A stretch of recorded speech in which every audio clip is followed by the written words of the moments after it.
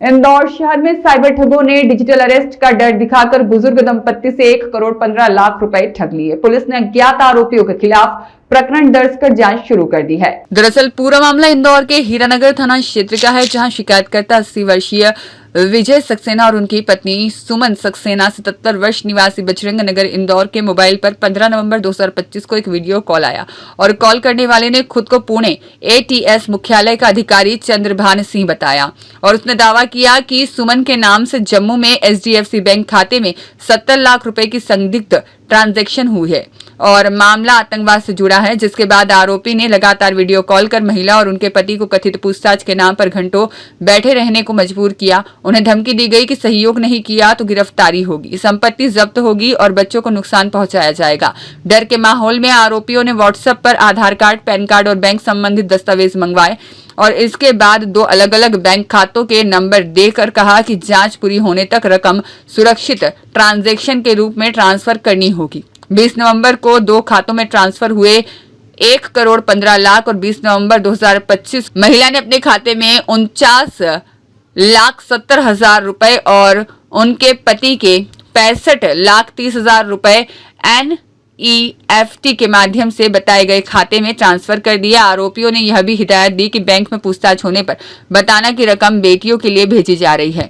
रकम ट्रांसफर के बाद लगातार फोन कॉल्स और मानसिक दबाव के चलते पति की तबीयत बिगड़ गई और उन्हें अस्पताल में भर्ती करना पड़ा। घटना के कुछ दिन बाद महिला ने पूरी जानकारी अपने दामाद को दी और इसके बाद मामले की शिकायत साइबर क्राइम ब्रांच में की गई। जांच के बाद 27 फरवरी 2026 को हीरानगर थाने में एफआईआर दर्ज की गई। पुलिस ने भारतीय न्याय संहिता BNS 2023 की धारा 318(4), 319(2) और 308 के तहत मामला दर्ज किया है।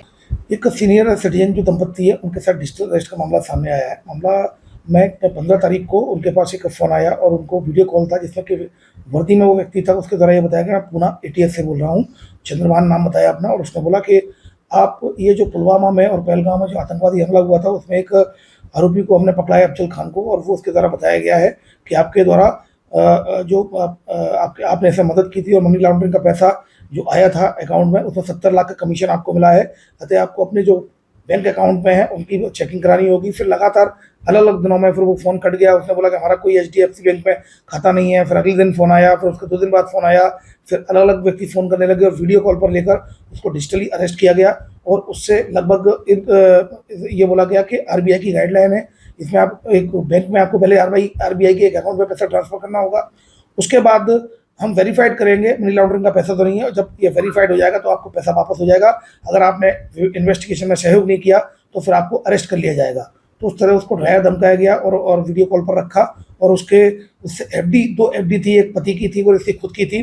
खुद की FD भी तुड़वाई गई जिसमें लगभग 50 लाख के करीब था और इसकी जो पति की भी FD थी जिसमें लगभग 65 लाख के करीब था। वो दोनों ने अपनी FD तुड़वाई। साथ में उनको ये भी बताया गया कि जब बैंक में आप FD तुड़वाएंगे तो ये बताना कि बच्चियों को हम डिस्ट्रीब्यूशन बच्चियों को दे रहे हैं, इसलिए FD तुड़वा रहे हैं। और इस तरह से इनकी तरह FD तुड़वा ली गई। तो कुल मिलाकर 1,15,00,000 का इनके साथ फ्रॉड किया गया है, डिजिटल अरेस्ट। उन्होंने वेट किया कि उनका पैसा वापस आएगा, लेकिन जब पैसा वापस नहीं आया तो फिर अपने रिलेटिव को बताया। तो रिलेटिव के साथ फिर वो यहाँ क्राइम ब्रांच आए, जहाँ टेक्निकल एविडेंसेस के आधार पर अभी इन्वेस्टिगेशन किया जा रहा है और फिलहाल एक मामला पंजीबद्ध कर लिया गया। साइबर फ्रॉड की जो फ्रॉड की जो अलग अलग धाराएँ हैं उसमें धोखाधड़ी की विभिन्न धाराओं में केस रजिस्टर्ड कर लिया गया थाना हीरानगर में। अब टेक्निकल एविडेंसेस के आधार पर क्राइम ब्रांच और हीरानगर पुलिस इसमें इन्वेस्टिगेशन कर रही है। मैं बताना चाहूँगा ये डिजिटल अरेस्ट का 1 जनवरी से लेकर अभी ये अगर हम देखें तो लगभग ये 4था मामला है इंदौर पुलिस कमिश्नरेट में।